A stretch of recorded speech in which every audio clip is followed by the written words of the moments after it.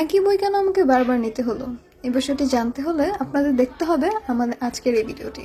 এখানে আমরা গিয়েছিলাম বাংলা বাজারে। বাংলা বাজারের এখানে বেশ ভালো ভালো কিছু নোবেল আছে, তবে আপনারা যদি প্রিমিয়াম কোয়ালিটি নিতে চান এখানে সেরকম প্রিমিয়াম কোয়ালিটি আপনারা পাবেন না। আমি যতগুলো দোকান ঘুরে দেখেছি সেখানে আমি পাইনি, তাই আমি এতটুকু জানাতে পারছি।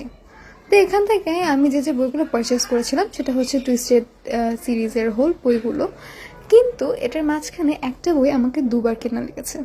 এটার বিষয়ে চলুন কাহিনীটা শোনা যায়। এখানে হয়েছিলটা কি, এটা হলো টুইস্টেড লাভ। এটা আমি 2023 সালে পেপার প্যাকের কভারের মধ্যে নিয়েছিলাম, কিন্তু পরবর্তীতে আমি যখন 2024 সালে একটা দোকানে যাই, আমার মন একদম ছুটে চলে যায় টুইস্টেড গেমের দিকে। আমি খেয়ালই করিনি এটা ছিল আবার হার্ড কভার। এখন আমি পড়া যে বিশাল ফাঁসাতে, আমি এখন কোন বইটা নিব? যেটাই নিব আমার দুটো করে না লাগবে, কারণ আমার হোল সিরিজ না হলে চলবে না। পরবর্তীতে ভেবে ফেললাম যে থাক, হার্ড কভারে নিয়ে নেই, ভালো হবে। আমি নিয়ে ফেললাম এই পুরো সিরিজটি হার্ড কভারের মধ্যে। বাজারে থাকা অবস্থায় দেখি কি আমাদের মোবাইলের ফোনে একটা কল এসেছে যে আমাদের একটি পার্সেল এসে পড়েছে। আমরা চটজলদি তাড়াহুড়ো করে এসে আমাদের এই পার্সেল যেটি আছে সেটা তাদের কাছ থেকে নিয়ে নিই। তো এর মাঝখানে আমাদের বেশ পিপাসা পেয়েছিল, তো তখন আমরা ভাবলাম আমরা কয়েকটা লেমনেড নিয়ে নিই।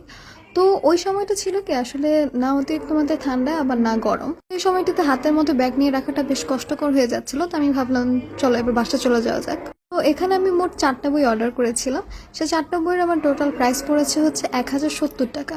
তখন আমি প্রত্যেকটা বই বের করে করে দেখছিলাম। বইগুলোর কোয়ালিটি আমি প্রিমিয়ামের মধ্যে নিয়েছি, কারণ আমার সাধারণ থেকে যেহেতু আমি বই কালেক্ট করা বেশি পছন্দ করি, কোয়ালিটিটা অবশ্যই ভালো থাকাটা আমার কাছে অনেক ম্যাটার করে। তো সব কিছু ভালো থাকার পরেও যে বাইন্ডিংটা আছে সেই কর্নারের দিকগুলোতে হালকা হালকা ভাঁজ পড়া ছিল। আমি যে বইজ থেকে পারচেস করেছি তাদের জানিয়ে দিয়েছি যে বইভাবে ভালো ছিল, কর্নারের ওই জায়গাগুলো সেগুলো কিছুটা ভাঁজ পড়া, তাই থেকে এরপর থেকে যাতে তার খেয়াল রাখে। আমি তো আমার সময় সুন্দর মতো বই পড়ে কাটিয়ে দিব। আপনারা আপনাদের ডিসেম্বরটিকে আরও সুন্দর করার জন্য কী কী কাজ করবেন সেগুলো সম্পর্কে আমাকে কমেন্ট বক্সে জানাতে কিন্তু ভুলবেন না।